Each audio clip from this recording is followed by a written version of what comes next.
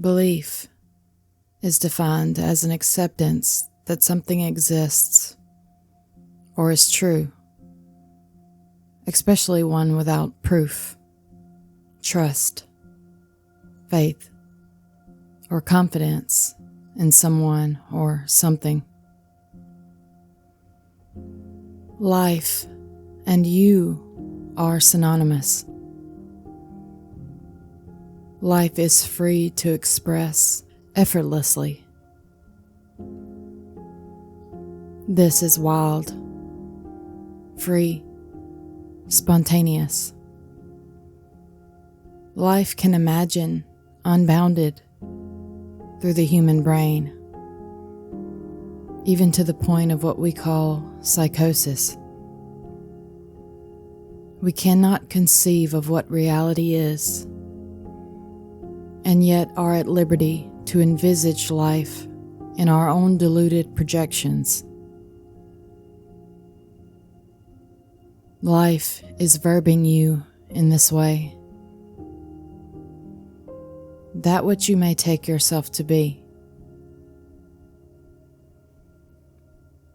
I don't know about you, but every time I believed I needed a vice in this life, it was there freely for the taking. A rich and varied assortment of cerebral comfort food for the hungry ghost. A never-ending concocted brew of debauchery. Substances for sedating the mental demons. The list of consoling addictive behaviors available are endless. Your drug of choice, so to say. Anything to just make it to the next day. To help divert away from the imagined nightmare of separation. And of course, we are all naturally addicted from a very young age to self-consciousness. Our greatest gift and burden to bear. This separate self is a construct made of thoughts, memories, stories, and knowledge. And that which is the foundation of these, belief. This, our most compelling addiction to self, is nothing more than life, expressing as an innocent survival mechanism. It has nothing to do with you, for you are but an abstraction. This so-called powerful knowledge of self and other and world is a spontaneous navigation system for these beautiful animals we seem to be. It's a highly practical mental tool. It does its job perfectly and is as fragile as a house of cards. This system can become unstable and destructive. A raging tornado of solidity and seeming self-sabotage.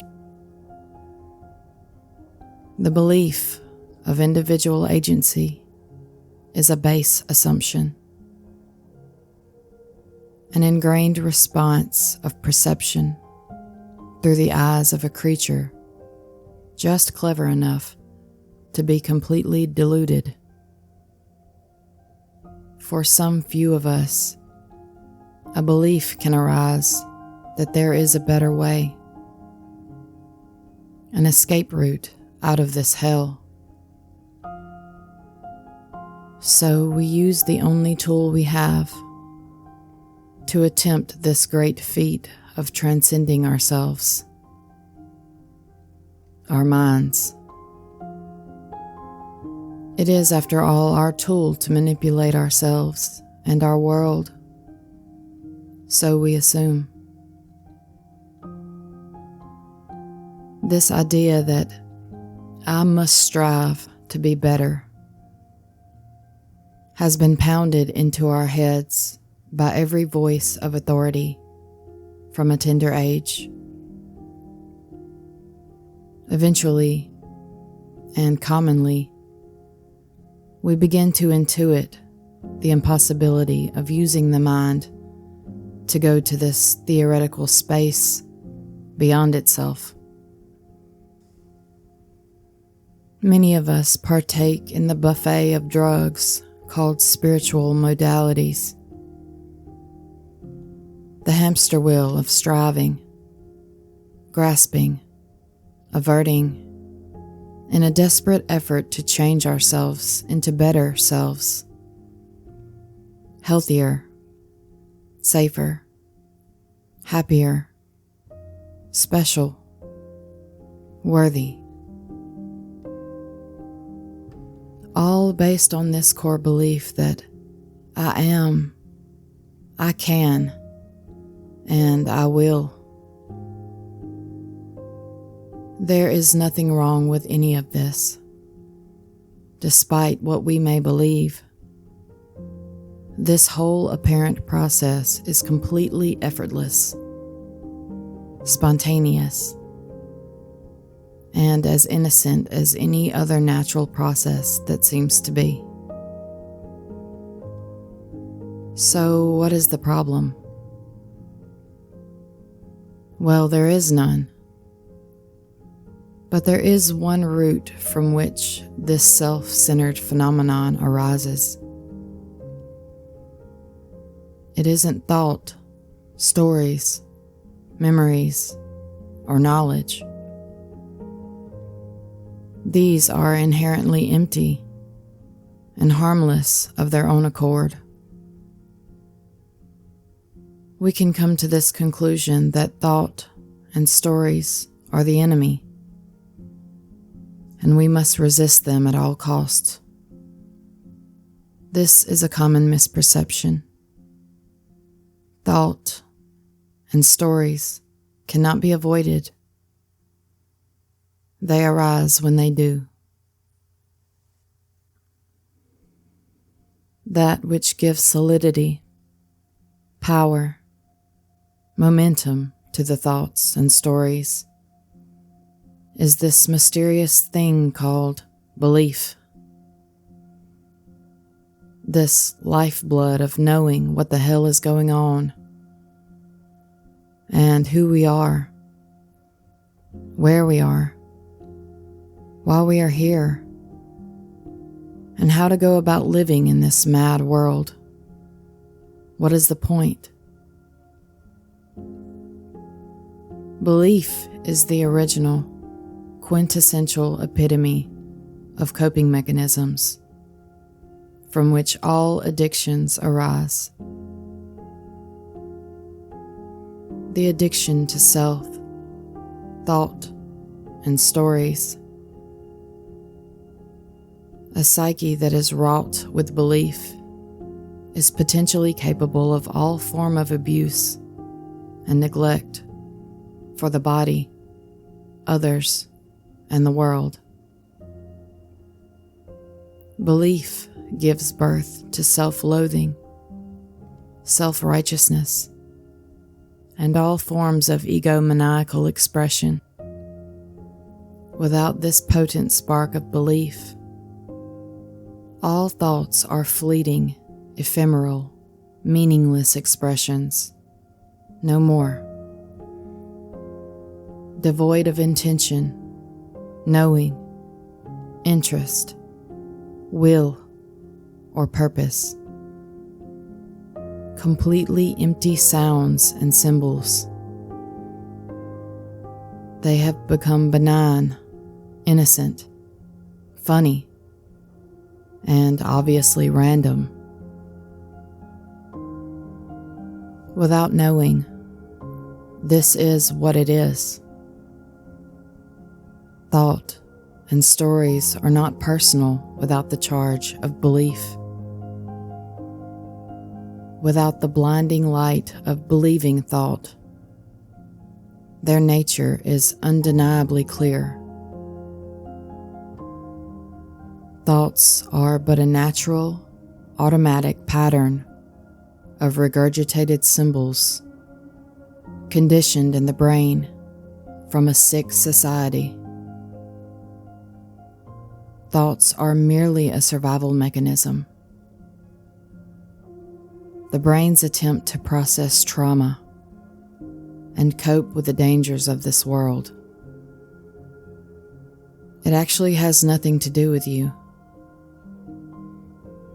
Belief in itself is also natural and effortless.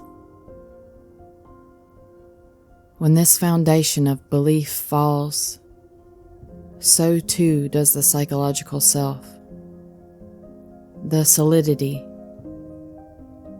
Without the arrogance of belief and knowing, space and time, self and other, are seen with eyes born again. Nothing changes. Thoughts and feelings are more liberated than ever to express. Nothing whispers that it shouldn't be or should be another way. The appearances still appear as before, and now are seen for the incomprehensible mystery that they are. Without knowing, this simply appears as it does, and it clearly can be no other way. A thick fog of abstractions are lifted to reveal this unconditional freedom, not for anyone, but as life itself, worthy of awe and wonder. The utter emptiness is all-encompassing. The meaninglessness is the good news. Without the fruit of the tree of knowledge of good and evil, we see we were never cast out of the Garden of Eden. We are Eden. Without the burden of proof, life is lighter. The drama is less tragedy and more comedy. It's so free and playful. It always has been. Life-loving stories. An epic tale of brutal love, lost and found. Casting off the comfort blanket of belief that's so heavy. Entering the raw immediacy of already this. Beliefs aren't needed. This flows as imperfect perfection, without knowing. No one ever knew anyway. Belief and knowing were a toy we became bored with. Knowing never protected us from anything. We only pretended so for a time. Free to be bound, lost, separate. Are you still playing God? What belief are you playing with? What do you know, beloved?